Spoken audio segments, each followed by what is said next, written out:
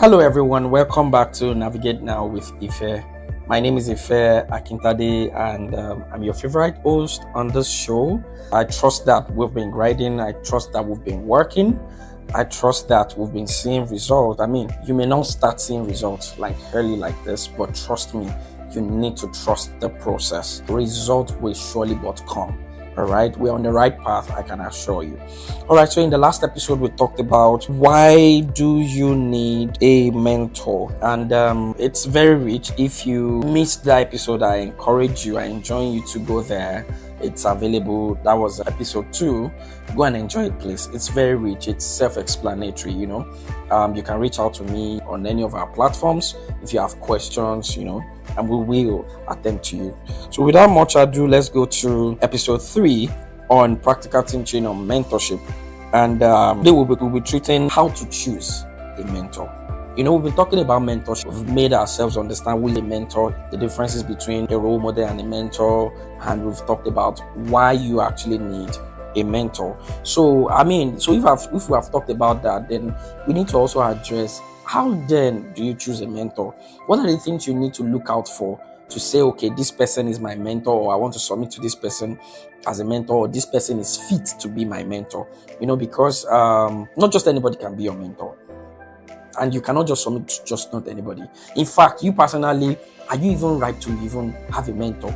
Because you might actually want to submit yourself to mentorship and the person may not accept you because you don't meet. It looks like you're not ready to be mentored, and all of that. So let's journey into it right away. So the first thing is how to choose a mentor. The first thing you need to do if you want to choose a mentor is to identify your goals. You need to know what your goals are, what your goal is. I will make it singular because we'll get to it. I'll tell you why I made it singular. You need to identify each of those goals. Each of the goals that you set, you need to identify. Identifying what in specifics do I want to achieve. That will now give you an idea of who you will be submitting to or who you will be thinking of to be your mentor. Towards achieving a particular goal.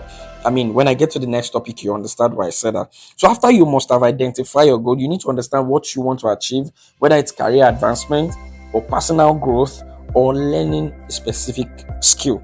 Now, after you've done that, the next thing is you now need to look for expertise or expertise, as the case may be. Choose one. Whichever one that you want to choose. Is it expertise or expertise? There's this thing with American English, British English. I don't know which one I'm speaking. Just understand it. All right. So you need to look for expertise. Now look at it. You want to become a professional footballer, and you're thinking of me that's never been a professional footballer as your mentor. That's wrong. I don't know it. I don't have years of expertise there. Do you understand? I don't. You want to be a seasoned teacher. Is this a seasoned somebody that disseminates knowledge and all of that, and you want to submit as a mentee to someone that has inferiority complex and shy and that cannot face the crowd? You understand? You want to submit to somebody that's not even achieved anything in that field that you're going to? Why do you think Sarah brought Samuel to Eli? It's because Eli is in that line. He has good success. He has track records. Do you understand? Eli was like the highest ranking when it comes to priesthood in that land. Do you understand? So Eli seemed to be the perfect person for the job. So you need to look for expertise. You want to be a social media person. You want to be doing social media and all of that. Okay? That means you need to look out for people that are doing well in that field. Maybe you submit to Mark-Angel Comedy or, as the case may be, or Fela Drotoye or something. All right, so you need to look out for expertise. I saw something online some years ago, I think I still saw it last day. Some of us must have come across it. This person had a YouTube channel, and one of the things, I think one topic on that YouTube channel is how to grow your followership and your likes on your content on YouTube. Right?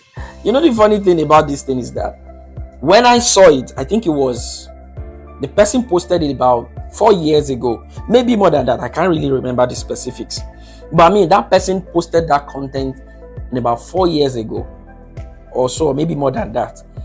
Ask me how many likes that person had so far. About 2 or 3. You know, when you said how you can get 1,000 likes on your content, or how you can get so many likes on your content, and you are teaching us, you only had like 1 or 2. What a way to tell us that you are not the perfect person to teach us. You don't have the results. You don't have the expert. We can't see the results. How then do you say we should, submit to you? Do you understand? So you need to look for expertise. Somebody that has good track record in that particular thing that you want to achieve. Let me read what I have here. I said, choose someone with a proven track record in the area you want to grow, or in the area that you want to achieve a goal in. Simply put, it's that simple. All right. So, but it doesn't end there. Let's go to the next point. Another thing that you need to look out for is you need to look out for someone that has a shared value, someone that has similar or very close value system. And I'll tell you why. Let me read what I have here before I explain. A mentor whose values are aligned with yours will be more relatable and impactful.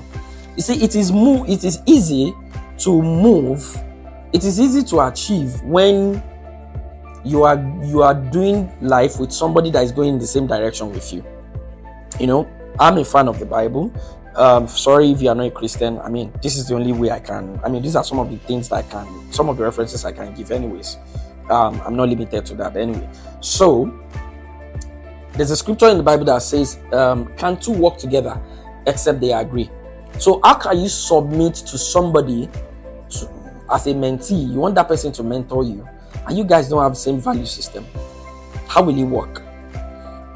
If the person is used to working late at night, or the person is a night owl, but you are the sleeper. You sleep from 7 p.m. to 9 a.m. in the morning. How then do you guys work out? So you need to go with somebody that you have same value system. Let me break it down. In simple terms, same value system, you can also call it same routine, same habits. Same routine, same habits.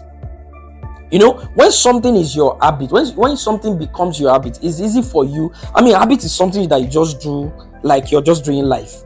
It's just like you are eating. It's just something so easy for you. So you go for somebody that you share similar values.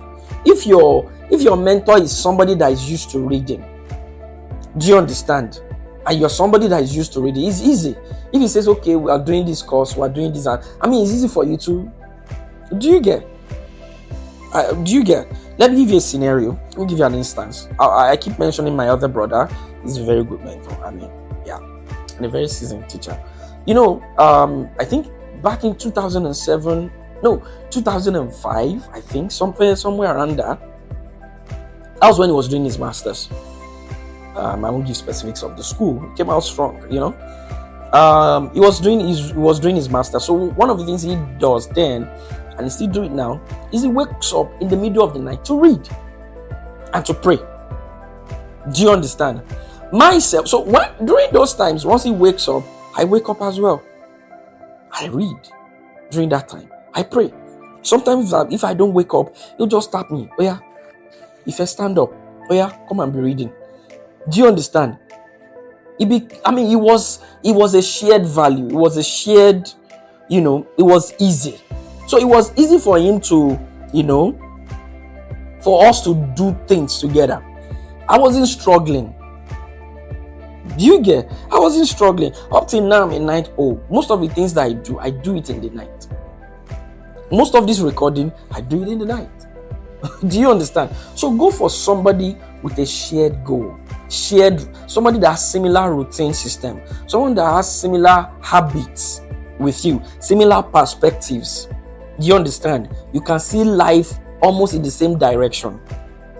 Do you understand? There are some people that would have loved to mentor today, but I can't see results. You know why? Our value systems are different. Our value systems are not aligning. So it's going to be difficult. I would just be investing in that relationship and I will not be having results. And that's not fair on me. That's equally not fair on that person as well. So why waste each other's time? Do you get what I'm saying? Let us go to the next one. So I look for someone with shared values. The next one is this one is very, very important. You need to look for somebody that is willing to mentor. I mean, that this person has years of experience, has proven track record, this and that is not enough reason to say you guys can start that mentorship relationship. What if the person is not willing? I mean, the willingness of the person, if the person is not willing, it doesn't mean the person is wicked. It doesn't mean the person doesn't want to. The person may not have the resources to do that to you. The person may have so much on his plate or on her plate and cannot handle. I remember there was one time last year that we had conference and we reached out to Global Chem and we're thinking, okay, when we were discussing before we put on the platform, to come and bless us. And we said, okay, would you be available to also probably take up people as mentees and all of that? One of the things she said is that she won't really have time. She has a lot on her plate. So, I mean, so she already has some people she's mentoring. And she has like the number that she knows that she can be very effective with. So you need to also look for willingness. Of course, before mentorship can start, it means that you applied and met the person and say, okay, I want to be your mentee on this. Can you mentor me on this? And the person also said, okay, I will be available. Because a mentor must be available to you. Anytime, any day. I'm not really trying to say anytime, any day, but at least on the scope that you have agreed upon, the person must be available to you. So there must be willingness from the mentor side. The person must be willing to mentor you. You also must be willing to be mentored by that person. Let me go to the next one.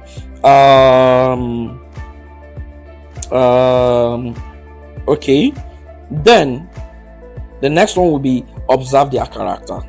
Let me read what I have here. Look for someone who is approachable, patient, and supportive. You understand? I remember in those days, I think I was in FUTA at that time, and I was to meet this guy.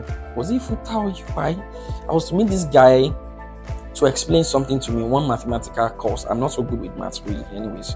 And the guy was to explain to me. And the guy was like, okay, please sit down and all of that. And I sat down, I think it was myself and one other lady. And the guy explained to us and all of that. And I was like, bro, I don't understand. The guy was like, oh, sorry, I can't do more than that. I mean, and all of that. And that was it. Do you understand? So it must be somebody that is patient, somebody that is approachable, somebody that, things can go easy between the two of you. It won't be someone that is looking like it's being forced. Do you understand? So that is very key and jamming. So I say look out for someone who is approachable, someone that is patient with you, and someone that is very supportive. Let me go to the next one. We don't have so much time. The next one is a practical tip. It's just a tip on, how to choose a mentor. Some of you be wondering, okay, some of these things that were, and some of these things are, they are not limited to this. There are so many other things, but these are the key ones, all right? Do you understand? Now, some of you be thinking, how then do I find the mentor? Where do I go? Some of us we might be suffering from inferior complex. What do they call it? Inferiority complex and all of that. Some of us don't go out. Some of us are home, and you now be thinking, so where do I now get a mentor? Oh, where do I now do this? Where do I now do that? It's simple. You need to step out. Mentorship is something that is intentional. So you need to put in the effort. Do you understand? Here I said, attend events. Throughout last year, some of you did not come out. You did not attend any event. No conference, no book reading, no reading autobiography of anybody. You just lived life on your own last year. That's not good. That's not good. Attend events, meaningful events. I'm not saying you should be going to club anyhow and learning anyway, except if your mentor can be found in the club, Attend events, conferences that will make, and funnily enough, is some of them are free. Not all of them are paid for.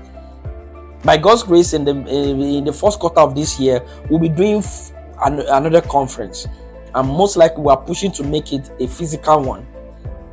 Do you understand? Attend. Your potential mentors might be in that event, can be in that conference, can be in that meeting. Join groups. That's another way. Join groups, join associations. As you are in school, join your faculty association, join your departmental association. You understand? If you are in church or in your places of faith, join groups. Do you understand? Volunteer for organizations, volunteer for events, for things that you want to learn. The best way for you to learn is to learn on the job now. So volunteer for it. You meet potential mentors there. Go on LinkedIn, search for people on LinkedIn. Do you understand? Those are places where you can get people to mentor you. All right. So I said attend events, join groups, or use platforms like LinkedIn to connect with potential mentors. It's not limited to that. It's not limited to that at all. But these are some of the things that you can make use of. I don't know everything. Do you understand? I'm also still learning. But out of what I have is what I'm pulling out. You understand? I'm dishing out. So this year you have to be intentional. Attend events and put some of these things into work, and you see good results, coming out for you. So I think we should end this particular episode here. This is episode 3 on practical teaching on mentorship. In the next episode, we'll be treating what to do with your mentor. That is, how do you manage your relationship with your mentor? Because mentorship is actually a relationship. Basically, we'll be touching on that, and then we'll also be touching on, can you have more than one mentor? All right, and then we'll draw a final thought from there. Until I see you in the next episode, please keep grinding. Please share, enjoy this episode, and we'll see you next time. Bye. I love you.